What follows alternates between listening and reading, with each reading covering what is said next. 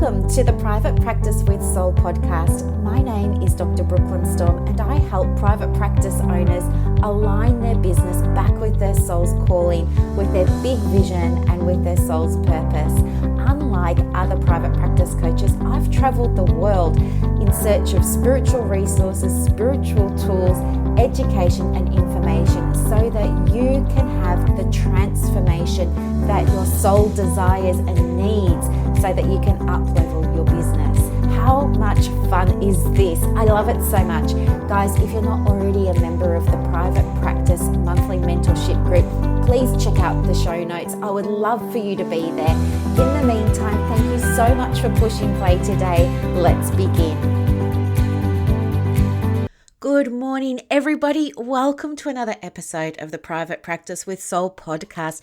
I'm your host, Dr. Brooklyn Storme, and I want to say thank you again. I know I say it all the time, but I mean it. Thank you so much for pushing play on another episode. Thanks to everybody who's watching the podcast through YouTube. And also, wow, what a response to the last episode. I know I was a little bit risque. I went out there, didn't I? And shared some stuff. But do you know what? You were just amazing about it all. And I've loved hearing your stories. Honestly, I thought that I was the only one that had that experience of someone sitting on the end of the bed. But turns out I wasn't by a long shot. So that was really interesting. And I've loved hearing people's journeys about how they connected with their intuition and how, what they see as different between intuition and some of that sort of psychic awareness, like that just knowing and, the similarities and the differences between that knowing or that claircognizance and being in a session with a client and kind of having a sense of knowing about where they're at, how they're feeling, all those sorts of beautiful things. It opened up this really amazing discussion. So we very well may revisit that at some point in the future. So I know I've been a little bit quiet this week, haven't I? But there's a reason for that. I've been doing some PD in my coaching, and I have been, loving it, yes, because you know me, I value learning and expansion, because when I learn, I get to share all the best bits of that learning with my clients. So I love that so much, but the days have been super long. I mean, we've been starting at 9 o'clock, but it's all on Zoom. It's gone for 6 days. We start at 9, but really they have these breakout rooms at 8:30 where you're meant to connect with, other members in your mastermind. So really 8:30 turns into, 8:15 because you've got to get up and make yourself look nice and presentable now. And it finishes really late. Well, I'm showing my age now. 6:30 is not really late, is it? But does anything ever finish on time? Sometimes yes, but in this case, no, because the content we're learning is so juicy. So of course, everybody's got questions, and normally, just between you and I, I leave when people start asking the questions. Like I just take that as my cue to sort of quietly make my exit. But the questions are so good. So I end up staying, and then, I'm not finishing till, 7:30, 8 o'clock. And then there's homework. And the homework is always, you've got to do this assessment. And it's online, and they do it on a Google Doc, and it self-scores, and it sends the scores off to the people who are running it. And, so there's pressure. And then, you have to watch all these videos, and each video goes for about half an hour. And then there's all these research articles that you've got to read. And do you know what? Don't tell anybody, but the first day I just thought, I'm exhausted. I don't have time to stay up now and watch all these videos and, to read all of these articles. Plus my brain is fried because I've been learning new stuff for so many hours. And I just said to myself, do you know what? I don't think they said it was mandatory, so I'm just not going to do it. I will do that on the weekend. I will just catch up on everything in the weekend. And then what ended up happening was on Tuesday morning, off we go into the breakout rooms with our mastermind and our trainers, and we're all asked about the homework. So, lesson learned, have to do the homework. So, yeah, it's been really hard for me to be present on social for you because I've just been so caught up in all of this. I'm loving it, but man, my brain is fried. I'm at the point now where it's no longer going in. I'm going to have to give myself some time to let it all sink in. But the really cool thing about it is because of COVID, all of this got delivered online, which has just been amazing because I live maybe just over an hour away from the city. So I haven't had to deal with driving into the city, driving home, that's been fantastic, or getting hotels and all of that. So it's been fantastic in that way. Very, very thankful for that. Anyway, in other news, Gabe has been a superstar. He's been by my side the whole time. It's like he's been in lockdown in my study. He just stays with me the whole time. Bless him. And the other thing is I just wanted to share with anybody who may be on a weight loss journey, just totally aside from what we're going to talk about today, but I feel like sharing with people who may understand. I started this weight loss journey, right? At the start of the year, I said no more processed foods. Well, of course, that lasted 17 days. And now, I've developed this hankering for Cheds. Those biscuits with the cheese on them? Oh, so good. Anyway, for the last week, I decided I'm going to download my Fitness Pal and I'm going to track my calories and I'm going to track my weight. And it was really a big step, right? And I had to be super disciplined, but I was motivated. I'm motivated away from things, not towards. So I'm the sort of person that I need to see the number in order to trigger that, I need to do something about this. I'm not the one that's going to put the picture of skinny me on the fridge or healthy me on the fridge and aim for that. No, I like to move away from where I am. So anyway, I was super disciplined and I stuck to it and I did it all and I had my 2 liters of water and I had fruit and I had vegetables and I swapped pizza every night for grilled fish every night and did all of that. I swapped potato chips for salad, everything. I was so excited to jump on the scales. Oh, and I've got a weight loss coach now, right? Yes, I've just invested $5,000 in a weight loss coach. This is how serious I am. And anyway, I jump on the scales this morning and guess what? I've gained 0.5 kilo. So yeah, don't worry, I didn't cry or anything like that. But I mean, man, has that ever happened to you? Please tell me I'm not the only one who's gone on a diet and gained weight. I'm sure I can't be the only one. But, it's so frustrating. How did you get over it? If you've got a special tip, let me know. Anyway, today, what we're talking about, it's 8:24. I've got to get ready to go into my breakout room soon.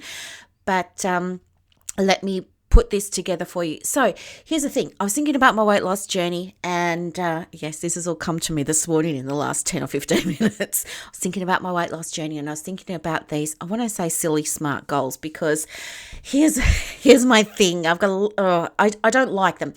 I learned about smart goals in the 80s, all right? I was in high school. I learned about smart goals. I'm now 47. Why are people still talking about smart goals? I don't get it. Anyway, as you know, they've been around for a long time. And I'm not saying that there's anything wrong with them, but I'm going to share my impression of a smart goal. And I'm going to give you something else that I think is going to be a zillion times more powerful for you than a smart goal. You're going to love it. Okay. So for those of you who haven't heard of the term smart goal, each letter of the word stands for something different. So it goes specific, measurable, attainable, realistic, and time-guided. So basically the idea is when you write out a goal like I want to manifest, sorry, I still got spirituality on the brain. Let's say I want to call in 5 referrals this week. People who love smart goals will probably say, well, let's unpack that and take a little bit further. So is it specific? Yes, it's 5 goals. Is it measurable? Yes, it's 5 goals. Is it achievable? Who knows? Well, of course, you and I are going to say yes because we believe in manifesting that everything's possible. And there's already an abundance of clients out there for us. Is it realistic? Yes. And is it time guided? Yes. So actually, that was a really bad example that I used. Let's say a different example might be, I want to lose weight. Okay. Smart goal people would say that's not a great example of a goal. That's not going to help you achieve it. Let's break that down. Is it specific? No. A more specific goal would be, how much weight do you want to lose? Is it measurable? No. We need to know how much weight. Is it achievable? Well, we don't know what you're aiming for yet, so we don't know. Is it realistic? Again, we don't know. It's too vague. Is it time guided? No, you haven't put a date on it. So a smart goal would be something like, I want to lose 5 kilo within 6 months and right? Now, because I don't know what generation I am. I think maybe I'm Generation Z or something. I don't know. I was born in 74, whatever that means.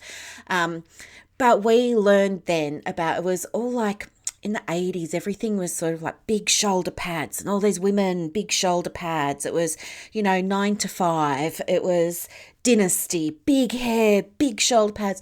Women were coming out. Women were moving into the workforce. And this is really important because it was around this time that all the smart goals stuff began filtering into the curriculum at high schools.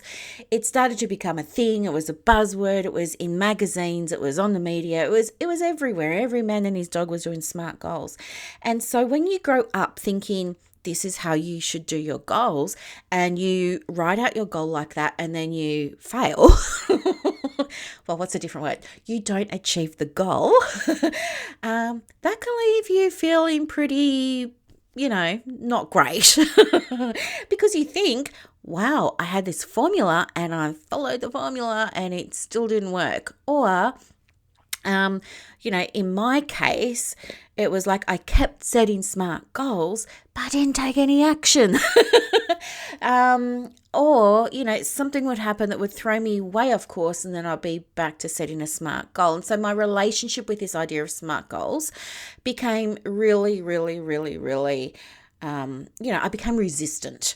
And when I started working with I could call him my fat coach, but affectionately, I call him my fat coach. When I started working with my fat coach, he was saying to me, hey, you know what? We should set a smart goal. And I felt myself like shut down. And I was like, oh, no, this is not happening. And I just said to him, do you know what?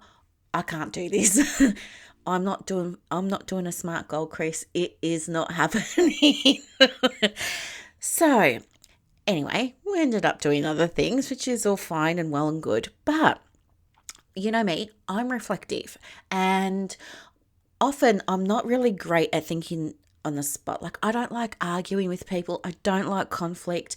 I didn't grow up in a household with conflict or arguing. So when people want to, attack me or something like that, I never really know what to do. I don't know the rules of that game. When I grew up, it was more about, if something wasn't going your way, you talked it out, like you discuss it and you deal with it, and that's just what you do.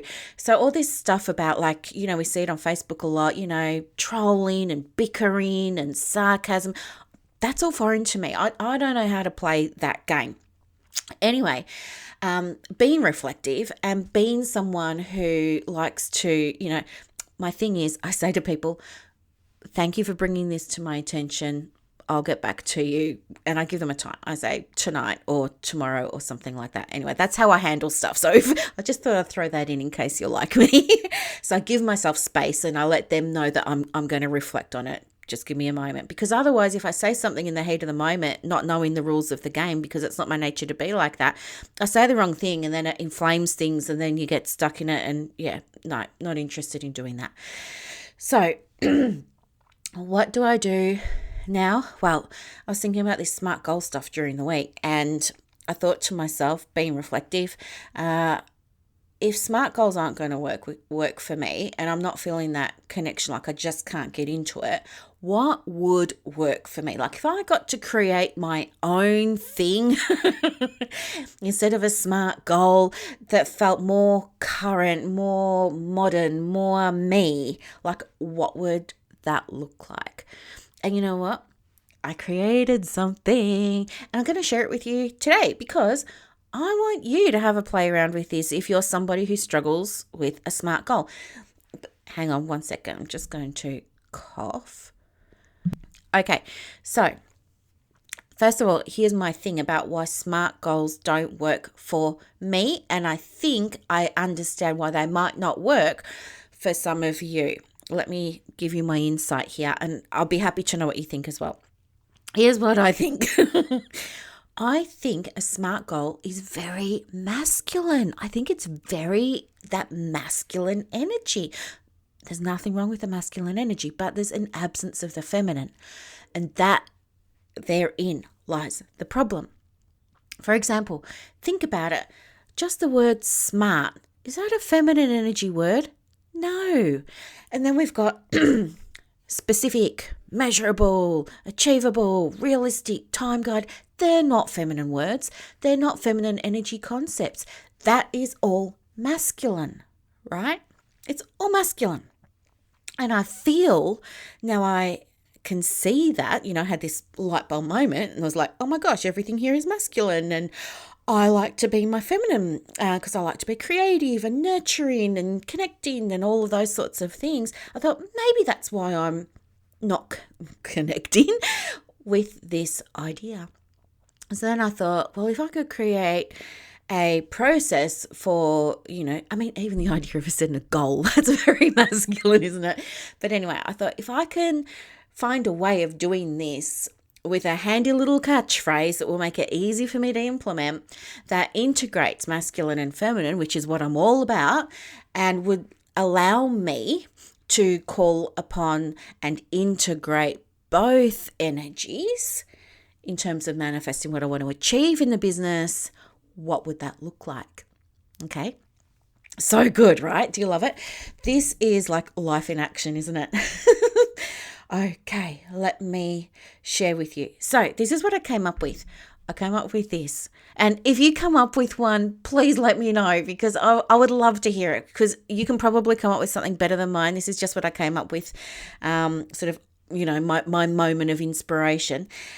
What I've come up with is a heart goal. I know already we've shifted over from masculine smart to feminine heart, right? So I'm loving that. And so here's what I think us as people who are integrating spiritual practice in the private practice may like to play with when it comes to manifesting, right? Instead of goal setting, we're going to say manifesting. Here we go. H stands for we have an intention, okay? E stands for we embody the masculine and the feminine energies. A stands for aligning our heart, mind, and soul. R means we require disruption from the everyday. I know, do you love it? Like, where on earth did that come from? Talk about a download. I'll explain it in a moment. And T is they require commitment. So let me break it down for you. You all know how to set an intention now. If you don't, go back and listen to some of the previous episodes. Maybe not last week's. But there are plenty of other episodes on intention setting, okay? E for embodying the masculine and the feminine energies. So when you have something that you want to receive into the practice, so there's a feminine word again, isn't it? Receiving. We want to receive referrals. We want to receive opportunities. We want to receive turnover, whatever it is. The way to receive is to step into the feminine. But you can't receive unless the masculine structures and processes have been put in place. For example, if you want to receive 5 referrals this week, that's great. You can manifest with the moon. You can, be creative. You can be expressive. You can disconnect. You can reconnect with nature. You can do all of those things. But those 5 referrals are not going to come to you unless you've taken some action, which is the masculine. So we want to integrate masculine, put your process in place, and then step back and allow it to happen, right? That's what I mean there. Align your heart, mind, and soul, right? So what this means is we need to actually believe that this can happen. I mean, if I said, let's manifest 75 referrals this week, I don't think there'd be many of you that would say, yeah, let's do it, and believe that it was possible and that you were capable and all of those sorts of things. There are going to be beliefs, values, conflicts, all those things that come up. I'm not worthy, I'm not good enough. 75 referrals would mean I generate this many thousands of dollars and I don't feel good about that because that's whatever. So that alignment means, bringing everything back into where it needs to be. So you feel really comfortable about calling in and receiving whatever it is that you're focusing your intention on. Now, here's my favorite part: required disruption. Okay. You and I both know that if we are going to set a goal for ourselves, that it's going to require us a lot of the time to step outside our comfort zone in one way, shape, or form, right? We are not going to think about it, grow. We can't grow if we stay playing small, if we're hiding, if we're playing safe. We have to be disruptive. And that means we have to, like a seed, it's going to get planted in the soil and it's got to move its way up and it's got to disrupt the top layer of soil to burst out into the air, right? And receive all the goodness from nature. Just like you in your practice, you have to be disruptive. Think about creating a niche. You've got to go from being lost in the white space, from having your practice not be visible, not getting referrals. You're saying you do everything for everyone all the time and you never discriminate and you do this and do that, but your books are empty. It's because you're not disruptive. Being disruptive in this sense means you got to take a stand for something, or you got to take a stand against something, and you've got to be seen for whatever that is.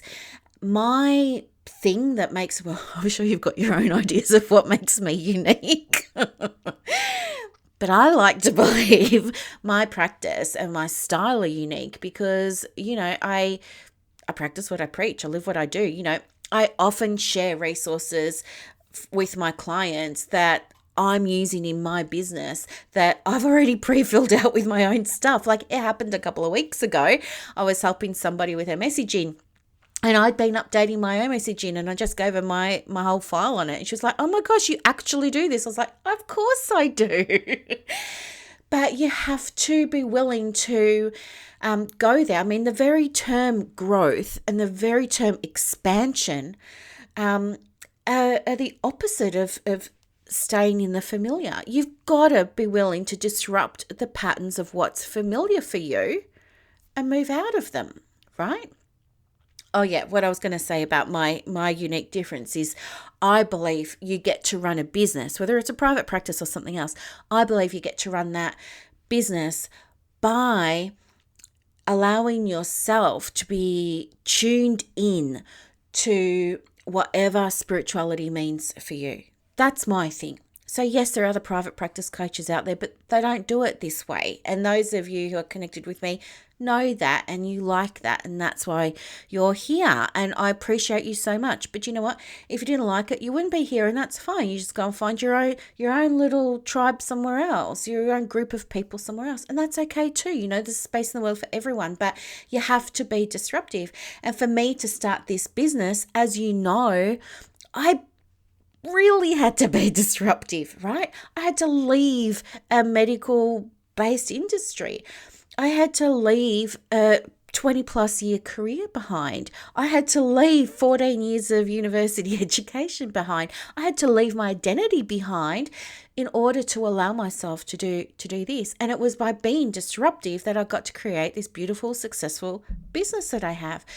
So it doesn't matter what you're focusing on growing. If you're tracking your key performance indicators, which I know you all are, wink, wink, you will be focused on setting intentions around growth, right?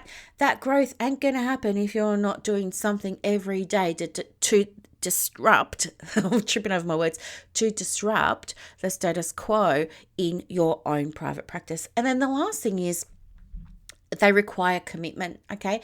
So the intentions that you set do require you to commit to them. And that means taking aligned action.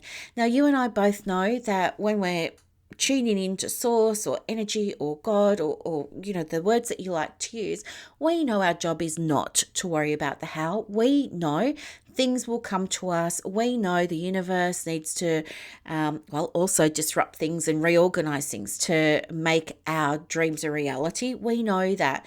But there are certainly things we do to support ourselves, our practices, the universe along the way. Like we set ourselves up to receive, we work on our mindset, we make sure we've got processes in place for receiving new referrals, we've got onboarding processes, our payment systems work, we've got notes taking, stuff working. It's all there.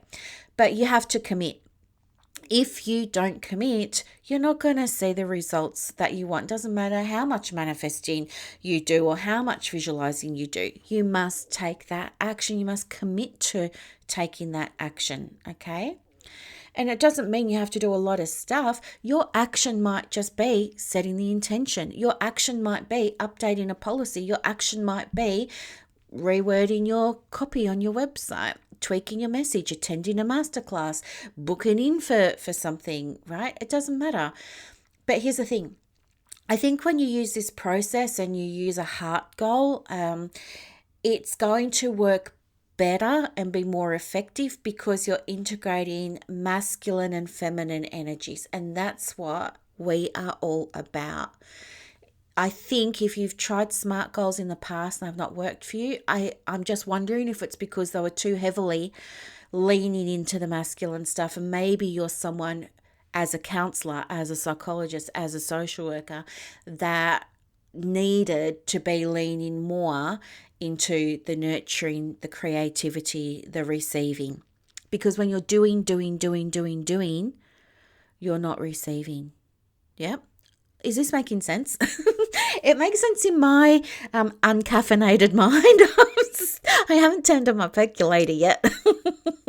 I didn't want the bubbling going on in the background for you, but I'm going to have coffee now. Anyway, that's my thought. I think have a go at heart-centered goals, and I'll give it to you again. So H is they have an intention. E is they embody masculine and feminine energies. A is they align your heart, mind, and soul. R is they require disruption from the everyday norm in your private practice, i.e. require you to do something different. And they require you to be committed to seeing it through. Now, anybody can use this process, of course. As I said, it's just something I've dreamed up, but I think it's got a lot of energy behind it, and I think it's got the capacity to be really quite powerful. And I think because it integrates masculine, feminine, it's going to accelerate your joy because it's going to feel fun to do because you'll feel more, if you're aligned and you're connected to it, of course you're going to manifest it. Like, I don't see how you can fail if you use a heart goal. I know it's a big statement, isn't it? But I really don't. I mean, if you sit down and you contemplate the HEART, if you really contemplate that and unpack that for yourself, I think you will see you can't fail if you use a heart goal. And you can create your own. What I'd love for you to do is, work out whatever it is you want to see more of in your practice. Create it as a heart goal. Also create it as a SMART goal and maybe compare the two. See what results you get doing it as a SMART goal one week and a heart goal the subsequent week, and just see the difference. And when you do a compare and contrast, I want you to not only look at the result, but I want you to look at other things too, like how were you feeling? What was it like for you to be I just got a Stripe notification that some money's coming. That's nice, isn't it? I set up all these notifications on my PayPal and my Stripe to let me know when money comes in. Thank you, Marissa. So good. Where was I? Distracted myself. Yes. So do a compare and contrast, not only for the result, but also how did you feel when you were doing it? What was your energy like when you were doing it? Did you have any aha moments? What did you receive? What did you allow? All of those sorts of things, and just see for yourself the difference. And do you know what? If you're someone who's more dominant in their masculine energy, SMART goals are going to be amazing for you because that's what you need. But if you're someone who is more in their feminine like I am, then that key has been missing from SMART goals. And I think the heart goal is going to get you so much closer to success. It's going to be amazing. All right, so with that said, try them. Let me know what happens. The other thing is, I know people have been asking me for replays of the MAP 52 weeks of content. You can jump onto the website and you can grab that now. If you can't find it, let me know and I'll be happy to show you where it is or send you the link. And the other thing is so these masterclasses happen every month. They're $47 to attend. The replays with the workbooks and everything, they're $147 to get. So, of course, the easiest thing is to just attend the real live masterclass, save yourself a bucket load of money. But anyway, the next one is on marketing.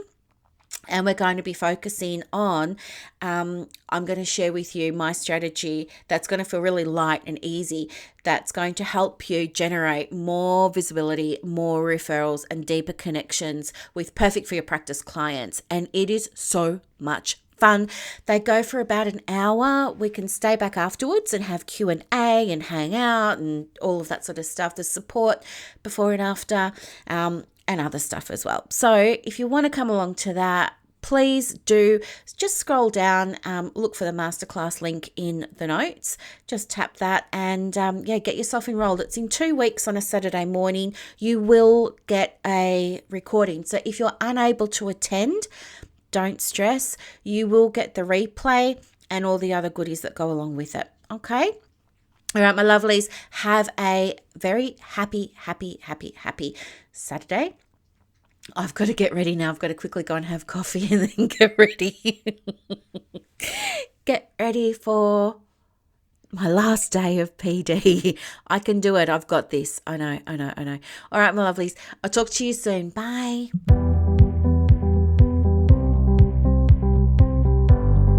Thank you so much for listening to this episode of the Private Practice with Soul podcast today. If you're looking for clarity, if you need help with branding, your processes, and bringing everything into alignment with your soul's purpose for your private practice, head to the show notes and click the link for more information about the Private Practice Monthly Mentorship Group. You are going to love it. I can't wait to see you in there. Thanks so much for listening. Bye.